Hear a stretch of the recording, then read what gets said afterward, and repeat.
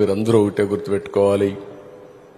3 పార్టీలు అనుసరించిన విధానం, అభ్యర్థుల ఎంపిక మొదలుకొని ఎన్నికల క్యాంపెయిన్ దగ్గర నుంచి ఏ చిన్న పొరపాటు జరగకుండా ముందుకెళ్లాం.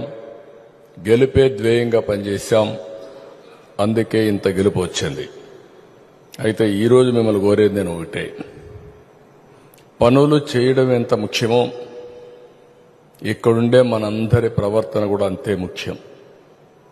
ప్రజలకు ఆమోదయోగ్యంగా ఉండాలంటే మనందరం కలిసి ఎప్పటికప్పుడు ప్రజా సమస్యల్ని పరిష్కారం చేస్తూనే ప్రజలకు మెచ్చుకునే విధంగా మన నడవడుకుంటే ఎవ్వరు ఏం చేయలేరు.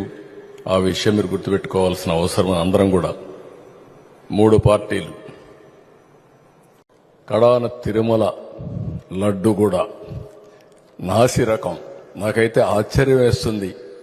ఎన్ని కంప్లైంట్ చేసినా కడాన వెంకటేశ్వర స్వామి పవిత్రతను దెబ్బతీశారు. ఎన్నోసార్లు చెప్పాం. అక్కడ ఎంత దుర్మార్గంగా ప్రయత్నం చేశారంటే అంత దుర్మార్గంగా ప్రవర్తించారు. కడాన అన్న దానంలో క్వాలిటీ ఆఫ్ ఫుడ్ లేకుండా చేశారు. దేవుని దగ్గర పెట్టే ప్రసాదం అపవిత్రం చేసే విధంగా ఓసారి బాధేస్తుంది. నాసి రకమైన ఇంగ్రీడియంట్సే కాకుండా ఎనిమల్ ఫ్యాట్ కూడా వాడారని, ఏది గీకు బదులు.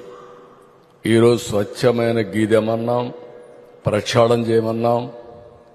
నాణ్యత పెరిగింది, ఇంకా కూడా నాణ్యత పెంచుతాం. అల్టిమేట్గా వెంకటేశ్వర స్వామి మన రాష్ట్రంలో ఉండడం మనందరి అదృష్టం. ప్రపంచం అంతా మన దగ్గరికి వచ్చే పరిస్థితికి వచ్చారు.